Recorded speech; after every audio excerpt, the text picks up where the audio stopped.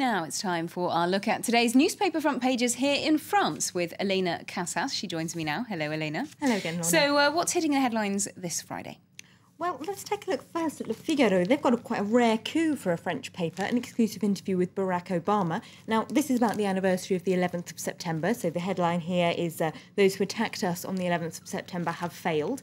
In the interview, Obama says that the Arab Spring is the ultimate proof that the Arab world has now rejected Islamic extremism in favour of democracy and secularism, and therefore what the Al-Qaeda were trying to do on the 11th of September has failed. He says their aim was to create a huge breach between the US and the Arab world. He does say that during the time of his predecessor, the two didn't really see eye to eye, but of course the anniversary isn't really the time for political point scoring, so he doesn't go into too much detail there. He just says the US had a difficult period in its relations with the Arab world, and now they're much better. He, of course, gives the credit to his own foreign policy there, showing that the way he's dealt with the Arab Spring shows that the US has realised that while they support democracy in the Arab world, they're not going to stand around and tell Arab governments what they should and should not do.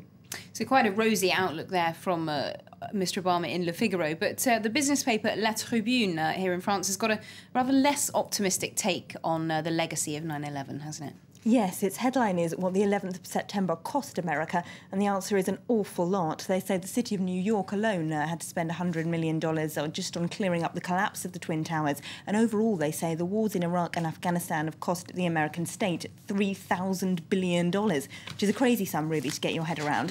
They do point out that this is one of the main reasons why America is facing such economic trouble now. Of course, international markets forces have something to do with it, but a lot of it is just the sheer cost of those wars in Iraq and Afghanistan, and a lot of that public money, they say, went into private hands. That is, the security companies who carried out a lot of the fighting in Afghanistan, the private firms who took over intelligence gathering and domestic security in the US, and big arms manufacturers like Halliburton and BAE Systems, who've been some of the main beneficiaries of the 9/11 decade, as the paper calls it. Both of those companies have seen their profits nearly double since 2001. Well, let's have a look at some of the other front pages. Any other big stories around here in France? There's a big French politics story, which is here on the front page of Libération. It's about Jean-Noël Guérini. He's the regional president of the Bouches-du-Rhône, which is the Marseille region. The front page headline here says it's a dirty business for the Socialist Party. Why? Well, he's being investigated on corruption charges. He has a brother who is a property developer who is himself being charged with an assortment of offences, including corruption, money laundering, bribing officials, and so on. And Guérini, the politician, is accused of having designated some land as a nature reserve so that it could be sold off very cheaply to his brother to develop.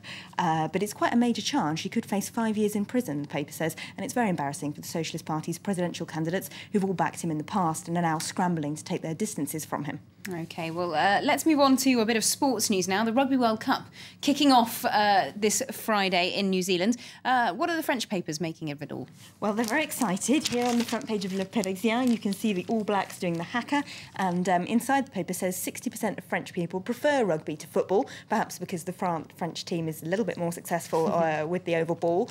But nevertheless, they're very excited inside. They've got step-by-step instructions for their readers on how to do the haka, which I'm not going to demonstrate right now. That is a shame. But if you want to learn, Lorna, you should have a look at the paper. Right. Look at the diagram in Le Parisien. Absolutely. And inside they give you a little bit of history about the team, about the haka, and why exactly the All Blacks decided to start using it again, or why it's so terrifying to opposition teams. Apparently the Maori warriors who came up with it used to eat their enemies after the battles. So I don't think we'll be seeing Le Bleu doing that. Well, hopefully not, anyway. Hopefully not. But they've got hopefully a pretty good chance of winning it this year. Certainly that's... Well, Le Parisien is not actually that optimistic. They say a French team might do well in their own group where they're not facing too much tricky opposition.